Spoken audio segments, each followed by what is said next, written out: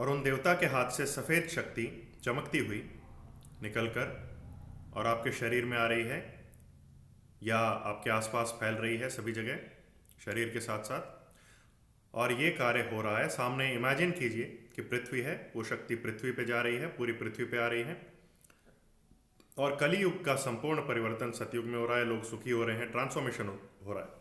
पूरी पृथ्वी जो है वो सफ़ेद शक्ति से भरी हुई है और वो ग्लो कर रही है, चमक रही है सफ़ेद शक्ति से। ये इमेजिन कीजिए। और सारा संसार जो है, आपका पड़ोस, आपका घर, उसमें चारों तरफ सभी जगह सफ़ेद शक्ति भरी हुई है और वो पूरा वाइट ही वाइट नज़र आ रहा है। लोग खुश हैं, एंजॉय कर रहे हैं, शांति है, कोई लड़ाई नहीं है, कोई झगड़ा नहीं है, कोई युद्ध नहीं है। इस तरह का इमेजिन कीजिए और बिल्कुल धीरे धीरे धीरे धीरे आंखें खोल लीजिए। बिल्कुल धीरे धीरे आंखें खोल लीजिए।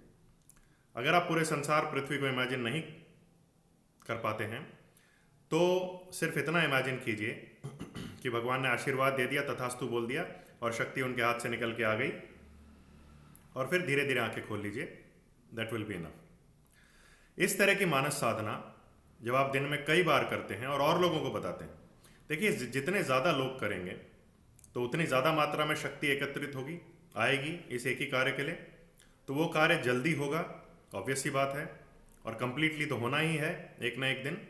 तो ये आपके ऊपर है कि आप कितना ज़्यादा ये मानस साधनाएं करते हैं, कितना औरों को ये मानस साधनाएं करने के लिए प्रेरित करते हैं और उनसे करवाते हैं। तो उतना ही जल्दी सतयुग होगा उतनी ही जल्दी संसार में शांति होगी। आप स्पेसिफिकली मानस साधनाओं में, इस सतयुग की साधना में, सतयुग की साधना के अलावा कभी कभी बीच बीच में विश्व में संपूर्णतः शांति हो, विश्व में सभी को आरोग्य मिले, विश्व में संपूर्णतः शांति हो या विश्व में शांति हो, ये संकल्प भी आप बीच बीच में बोल सकते हैं अपनी मानस साधनाओं में और सिंपल प्रेयर्स में भी। और फिर उसके बाद देखिएगा कि भगवान ने तथास्तु कहा, शक्ति आ रही है और विश्व में शांति हो रही है। और फिर धीरे धीरे आंखें खोलनी है, बिल्कुल धीरे धीरे। तो इस तरह से आप ये साधनाएं कर सकते हैं जिसका रिजल्ट 100% आएगा। अगर आप में से कोई इच्छुक हैं कि यूक्रेन में शांति हो और गाज़ा में शांति हो, भारत में शांति हो, भारत का किसी देश से युद्ध ना हो, तो ये संकल्प भी आप बोल सकते हैं कि भारत में शांति हो, यूक्रेन में शांति हो और कोई भी देश आपस में ना लड़ें, सभी प्रकार से शांत रहें और एक दूसरे को ना मारे काटें। तो ये भी संभव है, पर मनोकामना अच्छी होनी चाहिए।